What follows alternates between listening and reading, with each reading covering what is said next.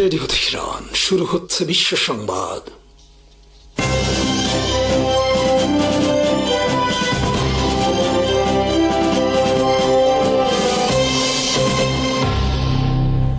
শুরুতেই সংবাদ শিরোনাম।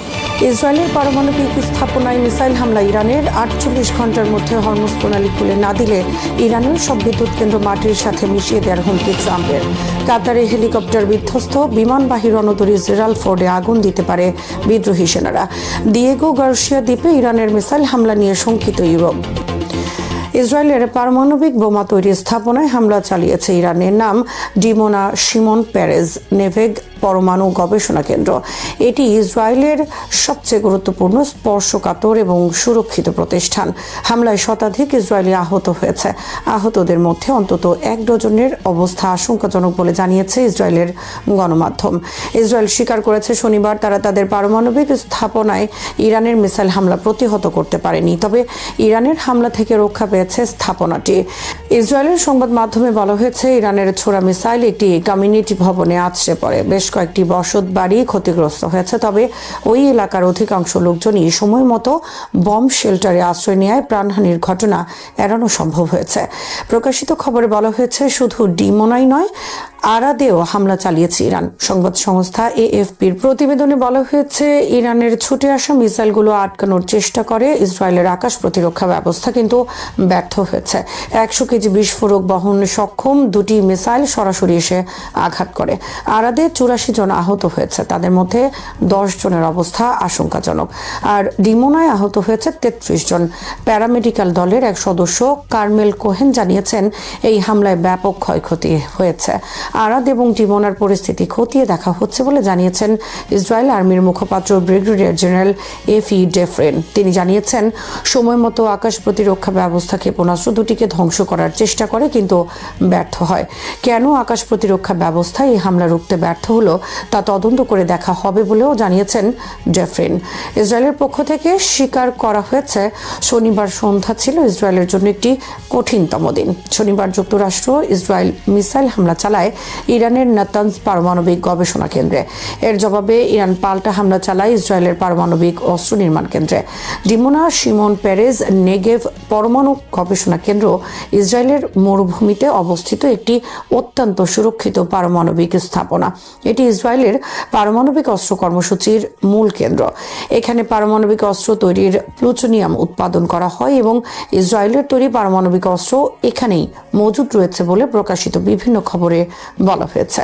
পারমাণবিক স্থাপনার বাইরে ইরানের একাধিক ক্লাস্টার বোমা শনিবার আঘাত করেছে ইসরায়েলের বিভিন্ন শহরে।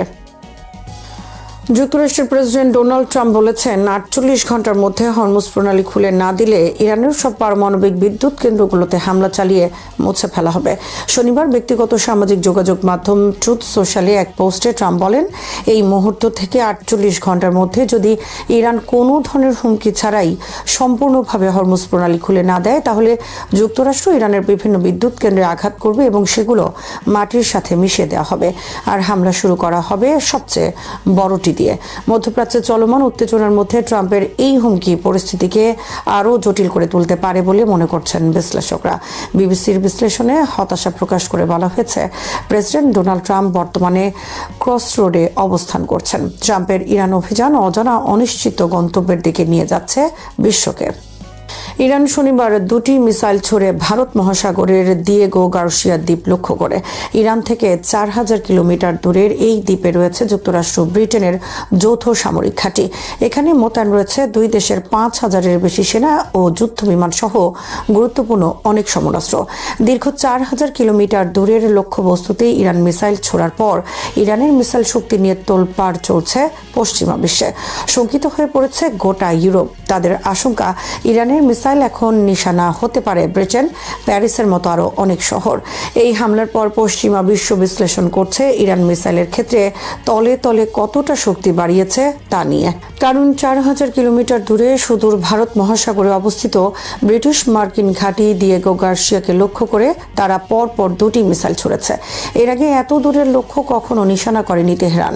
দিয়েগো গার্সিয়াকে যদি ইরান নিশানা করতে পারে, তাদের আক্রমণের নাগালে চলে আসতে বাধ্য লন্ডন কিংবা প্যারিসের মতো শহর। এমনকি সেক্ষেত্রে ইউরোপের অধিকাংশই ইরানের আক্রমণের পরিধিতে চলে আসবে। যে কোনো মুহূর্তে যে কোনো ছোট বা বড় শহরের উপরে এসে পড়তে পারে ইরানের ছোড়া ক্ষেপণাস্ত্র। ইরানের ছোড়া ক্ষেপণাস্ত্র দুটি অবশ্য শনিবার ভোরে ভারত মহাসাগরের ব্রিটিশ মার্কিন ঘাঁটিতে আঘাত হানতে পারেনি। প্রথম ক্ষেপণাস্ত্রটি মাঝ পথেই ব্যর্থ হয়, দ্বিতীয়টিকে প্রতিহত করে আমেরিকান মিসাইল। ফলে 4000 কিলোমিটার দূরের দিয়েগো গার্সিয়াকে সফলভাবে আঘাত করার ক্ষমতা ওই ক্ষেপণাস্ত্রের আদৌ ছিল কিনা তা জানা যায়নি। তবে এ কথা সত্য যে ওই দ্বীপকেই নিশানা করা হয়েছিল, আর এতেই শঙ্কিত ইউরোপ। কাতারে বিধ্বস্ত হয়েছে একটি সামরিক হেলিকপ্টার। কাতার প্রতিরক্ষা মন্ত্রণালয় জানিয়েছে বিধ্বস্ত হেলিকপ্টারের ক্রুদের উদ্ধারের কাজ চলছে। তবে কোথায় কি কারণে হেলিকপ্টার বিধ্বস্ত হয়েছে সে বিষয়ে বিস্তারিত তথ্য প্রকাশ করেনি। এদিকে সৌদি আরব শনিবার ইরান দূতাবাসের সামরিক অ্যাটাশে সহ 4 জন কূটনীতিককে 24 ঘন্টার মধ্যে রিয়াদ ত্যাগের নির্দেশ দিয়েছে। সৌদি আরবে ইরানের হামলার জবাবে পদক্ষেপ নিল রিয়াদ। গত রাতে সৌদি আরব, কুয়েত ও বাহরাইনের মার্কিন ঘাঁটি লক্ষ্য করে আরও এক দফা মিসাইল ও ড্রোন হামলা চালিয়েছে ইরান। যুক্তরাষ্ট্রের বিমানবাহী রণতরী জেরাল্ড ফোর্ডে আগুন দিয়ে থাকতে পারে হতাশাগ্রস্ত আমেরিকান সেনারা। দুর্ঘটনার কারণে অনুসন্ধানের পর এ ধারণা করছে তদন্তকারীরা। জেরাল্ড ফোর্ড বিশ্বের সবচেয়ে বড়, শক্তিশালী আর আধুনিক বিমানবাহী রণতরী। লোহিত সাগরে অবস্থানকালে গত 12 মার্চ এতে আগুন ধরে এবং 3 দিন লাগে আগুন নিয়ন্ত্রণে আনতে। প্রাথমিকভাবে বলা হয় লন্ড্রি থেকে আগুনের সূত্রপাত, কিন্তু বর্তমানে আমেরিকান নৌবাহিনীর কর্মকর্তাদের অনেকের সন্দেহ রণতরীর কর্মীদেরই একাংশ ওই অগ্নিকাণ্ডের জন্য দায়ী। সংবাদ মাধ্যম দ্য ইন্টারন্যাশনাল বিজনেস টাইমসের প্রতিবেদন অনুযায়ী জেরাল্ড আর ফোর্ডে আগুন লাগার ঘটনায় নাবিকদের ইচ্ছাকৃত অবহেলামূলক কোনো ভূমিকা ছিল কিনা তা তদন্ত করে দেখছেন কর্মকর্তারা। নাবিকদের উপর অভ্যন্তরীণ চাপ ছিল কিনা তাও খতিয়ে দেখা হচ্ছে। ইউএসএস জেরাল্ড আর ফোর্ডের কর্মীরা অনেক দিন ধরেই সমস্যার মুখোমুখি হচ্ছিলেন। ইরানের সাথে সংঘাতের আবহে আমেরিকার বিমানবাহী ওই রণতরীতে 5000-এরও বেশি নৌসেনা ছিলেন। প্রকাশিত খবরে বলা হয়েছে নানা কারণে সেখানে থাকা সৈনিকদের মধ্যে তীব্র ক্ষোভ বিরাজ করছিল। বিশেষ করে বাথরুম করার জন্য সৈনিকদের কয়েক ঘন্টা ধরে লাইনে অপেক্ষা করতে হতো। তাছাড়া অনেকেই ইরান যুদ্ধের বিরোধী। সম্প্রতি অনেক সেনা প্রকাশ্যে বিদ্রোহ করেছেন ইরান যুদ্ধে অংশ নেওয়ার বিরুদ্ধে। এসব বিষয় খতিয়ে দেখছে তদন্তকারীরা। বর্তমানে বিমানবাহী রণতরী গ্রিসের পথে রয়েছে মেরামতের উদ্দেশ্যে। সমর বিশ্লেষকদের মতে প্রায় 3 দিন ধরে আগুন নিয়ন্ত্রণে আনতে না পারা থেকে এটি পরিষ্কার বড় ধরনের ক্ষতির শিকার হয়েছে রণতরীটি। ইরানের নতুন সুপ্রিম লিডার মুস্তাফা খোমেনির বক্তব্য এবং তার ঘোষিত দাবিসমূহ মধ্যপ্রাচ্যের চলমান ভূ রাজনৈতিক সংকটকে এক নতুন ও সম্ভাব্য বিপজ্জনক পর্যায়ে নিয়ে গেছে।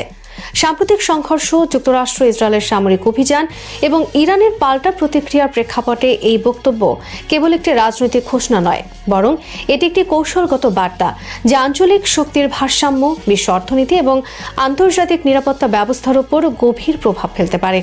ইতোমধ্যে বিশ্বজুড়ে বিশ্লেষকরা মনে করছেন এই ঘোষণার মাধ্যমে ইরান মূলত একটি নতুন ডিটারেন্স স্ট্র্যাটেজি বা প্রতিরোধ কৌশলের সূচনা করতে চাইছে। সম্প্রতি যুক্তরাষ্ট্র ও ইসরায়েলের হামলার মধ্যে ইরানের সাবেক সর্বোচ্চ নেতা আয়াতুল্লাহ আলী খামেনির মৃত্যুর পর মুস্তফা খামেনিকে নতুন সুপ্রিম লিডার হিসেবে নির্বাচিত করা হয়, যা অনেকের কাছে একটি গুরুত্বপূর্ণ ক্ষমতার রূপান্তর হিসেবে বিবেচিত হচ্ছে। এই পরিবর্তন এমন এক সময় ঘটেছে যখন ইরান সরাসরি সামরিক সংঘর্ষের মধ্যে রয়েছে এবং দেশটির রাজনৈতিক ও সামরিক প্রতিষ্ঠানগুলো অস্তিত্বগত সংকটের মুখোমুখি। ফলে নতুন নেতার প্রথম বক্তব্য স্বাভাবিকভাবেই অত্যন্ত গুরুত্বপূর্ণ হয়ে ওঠে, কারণ সেটি ভবিষ্যৎ নীতি এবং কৌশলের দিক নির্দেশ করে। মুস্তফা খামেনির বক্তব্যে 3টি মূল দাবি সামনে এসেছে। প্রথমত, মধ্যপ্রাচ্য থেকে 30 দিনের মধ্যে মার্কিন সেনা প্রত্যাহার। দ্বিতীয়ত, ইরানের ওপর আরোপিত সমস্ত অর্থনৈতিক নিষেধাজ্ঞা প্রত্যাহার। তৃতীয়ত, ইরানের ক্ষয়ক্ষতির জন্য $500 বিলিয়ন ক্ষতিপূরণ প্রদান। এই দাবিগুলো আন্তর্জাতিক কূটনৈতিক ভাষায় এক ধরনের আলটিমেটাম হিসেবে দেখা যেতে পারে। সাধারণত কোনো রাষ্ট্র যখন সরাসরি যুদ্ধ পরিস্থিতিতে প্রতিপক্ষের কাছে নির্দিষ্ট সময়সীমা দিয়ে দাবি জানায়, সেটি তখন একটি কৌশলগত চাপ সৃষ্টির চেষ্টা। এর মাধ্যমে ইরান মূলত যুক্তরাষ্ট্রকে জানিয়ে দিয়েছে যে তারা সংঘাতকে কেবল সামরিক ক্ষেত্রে নয়, রাজনৈতিক ও অর্থনৈতিক ক্ষেত্রেও মোকাবেলা করতে প্রস্তুত। প্রথম দাবিটি মধ্যপ্রাচ্য থেকে মার্কিন সেনা প্রত্যাহার আসলে বহু বছর ধরে ইরানের অন্যতম প্রধান ভূ রাজনৈতিক লক্ষ্য। যুক্তরাষ্ট্র বর্তমানে পারস্য উপসাগর, ইরাক, সিরিয়া, কুয়েত, কাতার এবং অন্যান্য অঞ্চলে সামরিক ঘাঁটি বজায় রেখেছে। এই উপস্থিতি ইরানের দৃষ্টিতে একটি সরাসরি নিরাপত্তা হুমকি। ইরান দীর্ঘদিন ধরে দাবি করে আসছে যে মার্কিন সামরিক উপস্থিতি পুরো অঞ্চলে অস্থিরতা সৃষ্টি করছে। তাই 30 দিনের সময়সীমা দিয়ে এই দাবি করা মূলত একটি প্রতীকী শক্তি প্রদর্শন, যা ইরানের অভ্যন্তরীণ জনগণের কাছেও শক্তিশালী বার্তা দেয় যে নতুন নেতৃত্ব আপোষহীন অবস্থান বেছে নিয়েছে। দ্বিতীয় দাবি, অর্থাৎ সব ধরনের নিষেধাজ্ঞা তুলে নেওয়া বাস্তবিক অর্থে আরও জটিল। যুক্তরাষ্ট্র এবং পশ্চিমা দেশগুলো গত 2 দশক ধরে ইরানের উপর ব্যাপক অর্থনৈতিক নিষেধাজ্ঞা আরোপ করেছে, বিশেষ করে পারমাণবিক কর্মসূচি এবং আঞ্চলিক প্রভাব বিস্তারের কারণে। এসব নিষেধাজ্ঞার ফলে ইরানের অর্থনীতি মারাত্মক চাপের মধ্যে রয়েছে। বিশ্লেষকদের মতে নিষেধাজ্ঞা তুলে নেওয়া ছাড়া ইরানের অর্থনৈতিক পুনরুদ্ধার প্রায় অসম্ভব। কিন্তু বাস্তবতা হলো যুক্তরাষ্ট্র এত সহজে এই নিষেধাজ্ঞা প্রত্যাহার করবে না, বিশেষ করে যখন 2 দেশের মধ্যে সরাসরি সামরিক সংঘর্ষ চলছে। তৃতীয় দাবি, $500 বিলিয়ন ক্ষতিপূরণ। আন্তর্জাতিক কূটনীতিতে অত্যন্ত স্বাভাবিক এবং উচ্চাভিলাষী। সাধারণত যুদ্ধের পরে বিজয়ী রাষ্ট্র ক্ষতিপূরণ দাবি করে, কিন্তু এখানে ইরান একটি চলমান সংঘর্ষের মাঝেই ক্ষতিপূরণ দাবি করেছে। এর অর্থ হতে পারে যে ইরান এই দাবির মাধ্যমে একটি রাজনৈতিক বার্তা দিতে চায় যে তারা নিজেদেরকে আগ্রাসনের শিকার হিসাবে আন্তর্জাতিকভাবে প্রতিষ্ঠা করতে চায়। মুস্তফা খামেনির বক্তব্যের সবচেয়ে গুরুত্বপূর্ণ অংশ হল তার ঘোষিত 3টি সম্ভাব্য পদক্ষেপ। প্রথম পদক্ষেপ হিসেবে তিনি বলেছেন 30 দিনের মধ্যে দাবি মানা না হলে হরমুজ প্রণালী বন্ধ করে দেয়া হবে। ইরান ইতিমধ্যেই হরমুজ প্রণালী বন্ধ করে দিয়েছে। হরমুজ প্রণালী পৃথিবীর অন্যতম গুরুত্বপূর্ণ জ্বালানি করিডোর। বিশ্বের প্রায় 20% তেল এই প্রণালী দিয়ে পরিবাহিত হয়। এটি বন্ধ হয়ে যাওয়াতে বৈশ্বিক জ্বালানি বাজারে তীব্র সংকট সৃষ্টি হয়েছে। ইতিমধ্যেই হরমুজ প্রণালী বন্ধের কারণে তেলের দাম অস্বাভাবিক হারে বৃদ্ধি পেয়েছে। দ্বিতীয় পদক্ষেপ হিসেবে চীন ও রাশিয়ার সাথে সামরিক কৌশলগত জোট এবং প্রয়োজনে বিদেশি ঘাঁটি স্থাপনের কথা বলা হয়েছে। এটি একটি অত্যন্ত গুরুত্বপূর্ণ ভূরাজনৈতিক সংকেত, কারণ যদি সত্যি চীন বা রাশিয়ার ইরানের মাটিতে সামরিক উপস্থিতি স্থাপন করে তাহলে সেটি মধ্যপ্রাচ্যে শক্তির ভারসাম্য পুরোপুরি বদলে দিতে পারে। কোল্ড ওয়ারের সময় যেমন মার্কিন যুক্তরাষ্ট্র ও সোভিয়েত ইউনিয়ন বিভিন্ন অঞ্চলে প্রভাব বিস্তার করত, তেমনি একটি নতুন প্রতিদ্বন্দ্বিতার সূচনা হতে পারে। তৃতীয় পদক্ষেপটি সবচেয়ে বিতর্কিত, পারমাণবিক সক্ষমতা অর্জনের ঘোষণা। ইরান দীর্ঘদিন ধরে দাবি করে আসছে যে তাদের পারমাণবিক কর্মসূচি শান্তিপূর্ণ, কিন্তু যদি তারা সরাসরি পারমাণবিক অস্ত্র অর্জনের পথে হাঁটে তাহলে সেটি মধ্যপ্রাচ্যে এক নতুন অস্ত্র প্রতিযোগিতা শুরু করতে পারে। ইতিমধ্যে ইসরায়েলকে অনানুষ্ঠানিকভাবে একটি পারমাণবিক শক্তি হিসেবে বিবেচনা করা হয়। যদি ইরানও সেই সক্ষমতা অর্জন করে তাহলে সৌদি আরব সহ অন্যান্য দেশও একই পথে হাঁটতে পারে। এই ঘোষণার পরপরই চীন এবং রাশিয়ার প্রতিক্রিয়া অত্যন্ত তাৎপর্যপূর্ণ। চীন দ্রুত প্রতিক্রিয়া জানিয়ে বলেছে যে তারা ইরানের বৈধ নিরাপত্তা উদ্বেগকে স্বীকৃতি দেয় এবং বিদেশি আগ্রাসনের বিরুদ্ধে আত্মরক্ষার অধিকারকে সমর্থন করে। একইভাবে রাশিয়াও ইরানের অবস্থানের প্রতি সমর্থন জানিয়েছে। এই প্রতিক্রিয়া দেখায় যে আন্তর্জাতিক রাজনীতিতে একটি স্পষ্ট বিভাজন তৈরি হচ্ছে। একদিকে যুক্তরাষ্ট্র ও তার মিত্ররা, অন্যদিকে চীন, রাশিয়া এবং তাদের ঘনিষ্ঠ অংশীদাররা। বিশ্ব অর্থনীতিতেও এই ঘোষণার তাৎক্ষণিক প্রভাব পড়েছে বলে জানা গেছে। তেলের দাম বৃদ্ধি, শেয়ার বাজারের পতন এবং স্বর্ণের দাম বৃদ্ধি সাধারণত বৈশ্বিক অনিশ্চয়তার লক্ষণ। যখন বিনিয়োগকারীরা ভবিষ্যৎ নিয়ে উদ্বিগ্ন হয়ে পড়ে তখন তারা ঝুঁকিপূর্ণ সম্পদ থেকে নিরাপদ সম্পদের দিকে চলে যায়। তাই স্বর্ণের দাম বাড়া এবং শেয়ার বাজার পড়া এক ধরনের স্বাভাবিক প্রতিক্রিয়া। হোয়াইট হাউস থেকে ফাঁস হওয়া গোপন নথির কথাও এই পরিস্থিতিকে আরও জটিল করে তুলেছে। সেখানে বলা হয়েছে যে যুক্তরাষ্ট্রের সামরিক অভিযান কিছু কৌশলগত অবকাঠামো ধ্বংস করতে সক্ষম হলেও বড় কোনো কৌশলগত লক্ষ্য অর্জন করতে পারেনি। যদি সত্যি মূল্যায়ন এমন হয়ে থাকে তাহলে সেটি বোঝায় যে যুদ্ধের সামরিক দিকটি যুক্তরাষ্ট্রের প্রত্যাশা মতো এগুচ্ছে না। বিশেষ করে যে মন্তব্যটি উল্লেখযোগ্য, ইরান এখনও অনির্দিষ্টকাল ধরে মার্কিন বাহিনীর উপর আঘাত হানার সক্ষমতা রাখে। এটি বোঝায় যে ইরানের ক্ষেপণাস্ত্র ও ড্রোন সক্ষমতা পুরোপুরি ধ্বংস হয়ে যায়নি। তাছাড়া তাদের গভীর ভূগর্ভস্থ পারমাণবিক স্থাপনাগুলো এখনও অক্ষত রয়েছে বলে উল্লেখ করা হয়েছে। এর অর্থ হলো কেবল বিমান হামলার মাধ্যমে ইরানের সামরিক সক্ষমতা পুরোপুরি ধ্বংস করা কঠিন। এই বিশ্লেষণের শেষ অংশ সবচেয়ে গুরুত্বপূর্ণ। প্রশ্নটি হলো এই সংকট কোথায় গিয়ে শেষ হতে পারে? একদিকে যুক্তরাষ্ট্র ও ইসরায়েল ইরানের সামরিক সক্ষমতা দুর্বল করতে চায়, অন্যদিকে ইরান দেখাতে চাইছে যে তারা এখনো শক্তিশালী এবং দীর্ঘমেয়াদী সংঘর্ষের জন্য প্রস্তুত। ইতিমধ্যে বিভিন্ন বিশ্লেষক মনে করছেন এই সংঘাত একটি লিমিটেড ওয়ার থেকে ধীরে ধীরে একটি বৃহত্তর আঞ্চলিক যুদ্ধের রূপ নিতে পারে। হরমুজ প্রণালী বন্ধ করে দেওয়ার পর ইরান যদি এখন পারমাণবিক কর্মসূচি দ্রুত এগিয়ে নেয়, তাহলে আন্তর্জাতিক শক্তিগুলো সরাসরি জড়িয়ে পড়তে পারে। এই সংঘর্ষ কেবল মধ্যপ্রাচ্যে সীমাবদ্ধ থাকবে না, বরং এটি বৈশ্বিক ভূরাজনীতির কেন্দ্রে পরিণত হবে। সেই কারণে অনেক কূটনৈতিক মহল ইতিমধ্যে আলোচনার মাধ্যমে উত্তেজনা কমানোর আহ্বান জানাচ্ছে।